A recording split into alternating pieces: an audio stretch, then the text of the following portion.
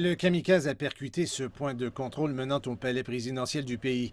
Un communiqué de la police somalienne a indiqué que les agents avaient ouvert le feu sur la voiture après qu'elle ait passé un autre point de contrôle dans la région de Dabka. Le véhicule arrivait à toute vitesse en provenance de la région de Dabka, alors la police a tiré dessus. Je conduisais un pousse-pousse et après avoir entendu les coups de feu et vu la voiture, je me suis précipité vers le bâtiment voisin pour des raisons de sécurité.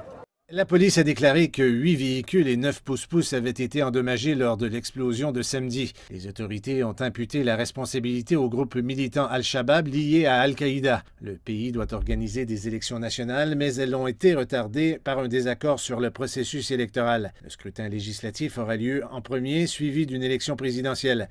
Al-Shabaab a menacé de perturber le vote. Le mois dernier, le groupe armé a tué des dizaines de personnes à l'hôtel Afrique à Mogadiscio lors d'un siège qui a duré des heures. La semaine dernière, une dizaine d'agents de sécurité dans la ville de Douma-Chareb, dans le centre de la Somalie, ont été tués alors que les dirigeants régionaux et fédéraux étaient sur place pour discuter des difficultés du processus électoral et de l'avenir de la Somalie.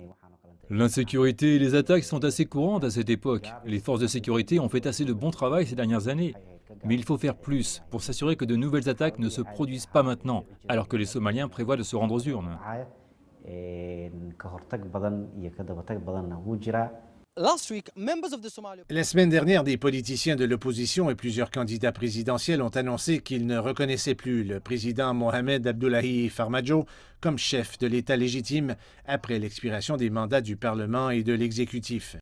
Les dirigeants fédéraux et régionaux devraient se réunir lundi prochain à Garowe, la capitale de l'État du Puntland, afin de mettre fin à l'impasse de plusieurs mois entourant le vote à venir.